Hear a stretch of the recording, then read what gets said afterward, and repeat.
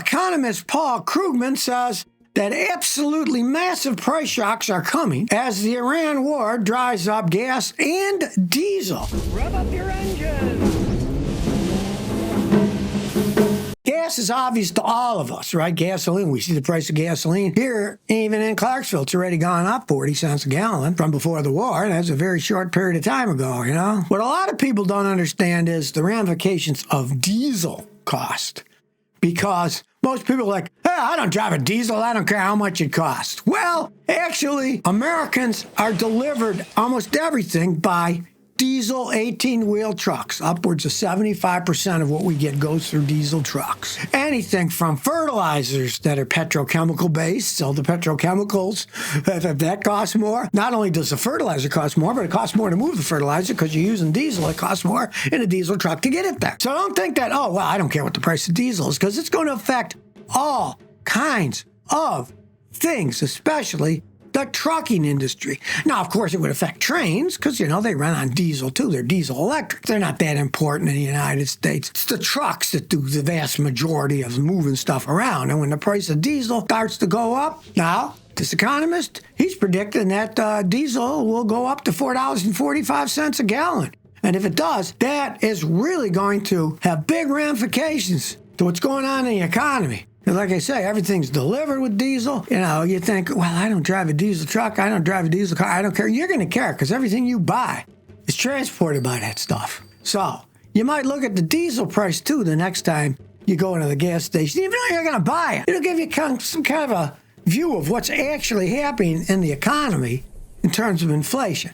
Don't listen to the government BS about, oh, we only have 2-3% inflation here. Total nonsense, right? And if you follow that diesel price and it keeps going up, you're going to find the cost of everything else we get. It's going up, too. You might make a little list on your phone. Maybe take pictures of receipts, see what stuff costs, and then compare with a few months later. Then you'll see we live in a lot more than a 2% inflationary economy, that's for sure.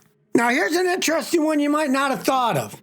A study has proven that car drivers can be tracked using the tire pressure monitoring systems. The tire pressure monitoring systems, how they work is the transmitters that tell your car what the actual pressure is are built into the valve stems, right? So it's a little like an FM radio transmitter, and it sends it to the car because, of course, it can't be connected to the car by wire. As the wheel turns, the wire should wrap up. It's wireless, right?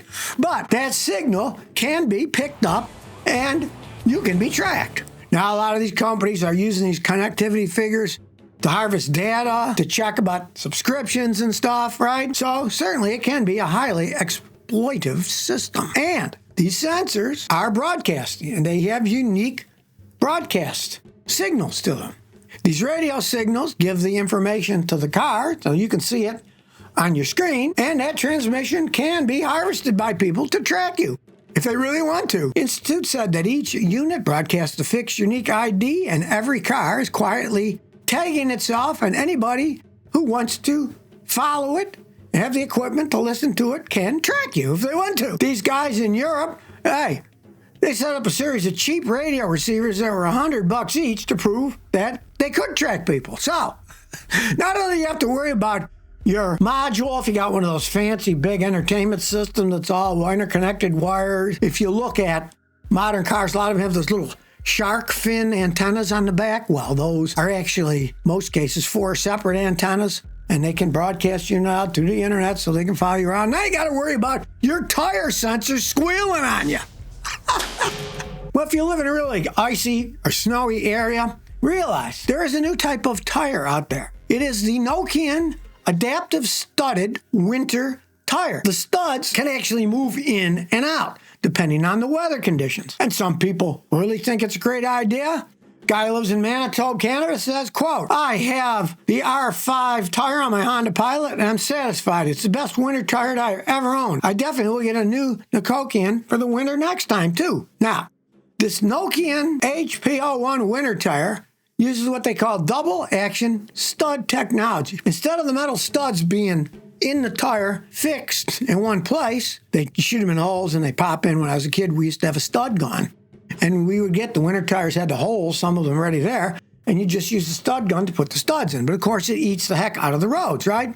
Now, Inside the tread where each stud sits, there's 3 layers of rubber compounds. An adaptive base layer that is temperature-sensitive material, a stud anchor layer that controls how the stud moves, and a locking layer that keeps the stud aligned into the tread. And these layers control how far the tungsten carbide metal stud sticks out of the tire. Of course, when they stick out, they wear out faster and they eat up our roads too, right? So, when it gets cold, nice and snow, the adaptive base compound gets stiff, the stiffness pushes the stud outward, and the metal tip sticks out slightly from the tread. So then the studs will bite into ice like little claws. So you get better traction, braking, turning, accelerating, right? Now, when it warms up on dry pavement, the base compound softens, the stud is pulled slightly back into the rubber, and less metal touches the road. So, for a studded tire, it'll have a quieter ride, less damage to the pavement, and less wear on the studs. But they're still dangerous for a dry road. I don't care what anybody says. Even Nokian admits that this can reduce road wear from the metal studs by about 30% compared to traditional studded tire. So you still got an awful lot of wear on the road. You got metal hitting the road, right? Come on now, that's just the way that it goes. And it's a new design. The studs are positioned differently across the tire. They're not just evenly spaced. The center studs are optimized for braking and acceleration. The shoulder studs are oriented differently for cornering, so it spreads traction across the tire during different maneuver. Cornering, going straight, braking, whatever, right? Now, you might wonder, how much do these things cost? If you're going to do a typical sedan, you're looking at about $1,200 for 4 tires. And if you have a large SUV or truck, you're looking at $1,500 up for 4 tires. So it is not cheap technology. But I guess if you're worried about your safety and you're living like that guy in Manitoba where there's a lot of snow and ice, what the heck? But realize it does destroy our roads. Because eventually, the black road, that's one of the reasons they make them black, the sun hits it, it melts, it's a bare road now, and you got metal studs, even though they move in some, they're still sticking out a little bit. And it does destroy our roads. Well, old Elon Musk won't like this one. Here in Nashville, the Metro Council voted to oppose the Music City Loop project. That is Elon Musk's Boring Company that has already begun construction to go from downtown Nashville on Rosa Parks Boulevard all the way to the airport. Now, the resolution passed 20-5 with 2 abstentions, said that they cited concerns about transparency of the Boring Company, over community engagement with the company, or lack of, therefore, and safety practices of the company. They said that this piece of state-owned land, which was given to Musk to use, should prioritize initiatives that benefit residents rather than private ventures. If you don't know the whole story, most of it was Elon and the governor trying to cut deals about, Elon's going to build factories and stuff here, so, you can have this land here, and now you can build this stupid tunnel underground for taking people back and forth to the airport in Teslas, which, of course, would be a gigantic boondoggle because they're saying, we can go 60 miles an hour and miss the traffic, blah, blah, blah, blah, right? Well, it only goes from downtown to the airport, so people coming off the airplane, there'll be hundreds and hundreds of them, they would get a bottleneck trying to take that, right? They'd be better off getting an Uber and riding downtown because they're going to have a bottleneck of all those single Tesla cars taking individuals and having to park and unload, and they're going to be people from an airport full of luggage. It's going to take time, right? It's not going to be that efficient. No one mentioned what the price or anything is, but the council says they are opposing it now. They said that the Boring Company failed to provide sufficient information or community input before they began to work, and they're worried about environmental impacts and with the project's alignment with local transit goals. Now, I realize that people are putting us money into this thing, and it's only going to handle a small amount of people. It's only going to go from the airport downtown and back, very limited usage, right?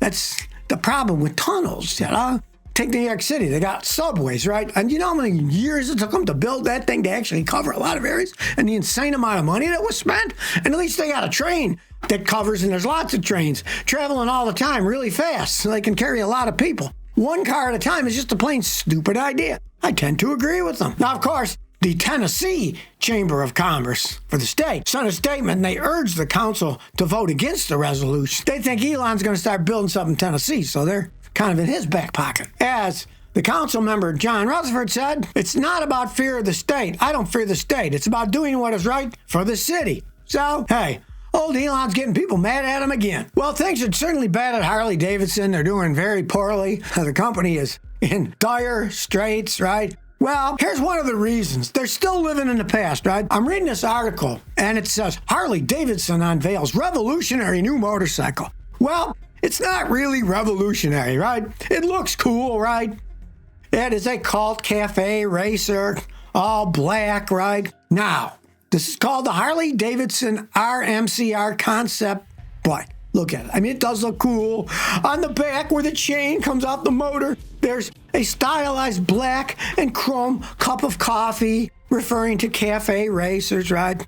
But if you know anything about motorcycles, this isn't anything new. It's a Harley-Davidson. I mean, they're living in the past so far. Ages ago, Harley-Davidson made the Harley-Davidson XLCR.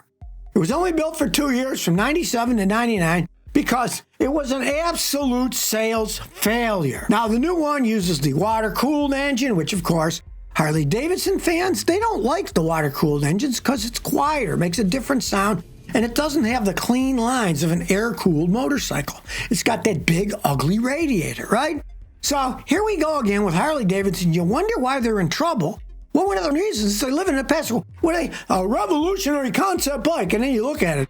It's just a reiteration of the failed XLCR that they only sold for 2 years, from 1977 to 79. So I can't say this is going to help them out of the hole. Let me tell you, they need some new thinking there, or they're going to go down. I mean, they're just living in the past too much. Well, the oil company Chevron is now warning of an economic collapse in California because of Gavin Newsom and his left-wing policy. Chevron says that California is going to face economic collapse under Governor Newsom's misguided climate policy, with crippling job losses and sky-high gas prices. So they warned the governor with a doomsday letter. On Wednesday, they sent it to him. They're trying to legislate cars out, basically. They need to block proposed amendments to the Cap and Invest program, which placed a strict limit on greenhouse emissions that decreases each year. So people are out driving around in cars, right?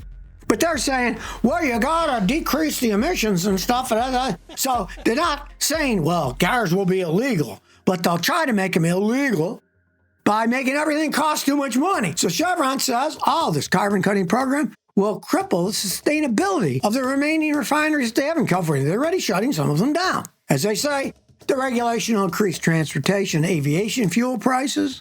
And of course, it will increase diesel trucks deliver 70 to 75% of everything we do. And if the diesel price goes, well, that's the transportation cost. When you buy something, price of that goes up too. Chevron has more than 530,000 jobs across Golden State that they're supporting. They say they contribute $64 billion in state, local, and federal tax revenues. So you can't have your cake and eat it too. And of course, the whole joke of the thing is, Cap and Invest program requires companies to buy allowances for each ton of carbon dioxide they emit. So each year, they allow fewer allowances. Now here's the thing, buy allowances. And you're like, okay, they say you can pollute, but you got to give us money. Doesn't stop the pollution, right? And of course, if the oil company gives the money to the state for these usages of their refineries, right, then that just makes the price of gas go up, because they're not taking it out of their pocket. They're just adding it to when we pay, just like tariffs, okay? Tariffs are just a tax. And you might say, who's paying the tariff? Ultimately, you buy the product, you're paying the tariff. Got this idea in California that they're going to just make everything hunky-dory by legislation. You know, things aren't going to change. Well, they want electric cars. They don't have electricity. California has to buy electricity from other states all the time, right? How are they going to run millions of cars, right? And already, I just talked to a guy in San Francisco. He had to pay $6.49 for gasoline today, okay? That's a lot of money. I mean, here in Tennessee, it's still under $3 a gallon, and he had to pay all that there. It just shows you, you know? They just pass it on, and eventually the rubber hits the road, and we have to pay for it. Of course, we don't have to live in California. We aren't trees, you know? We're not rooted to the ground. We can get up and move. So if you never want to miss another one of my new car repair videos, remember to ring that bell.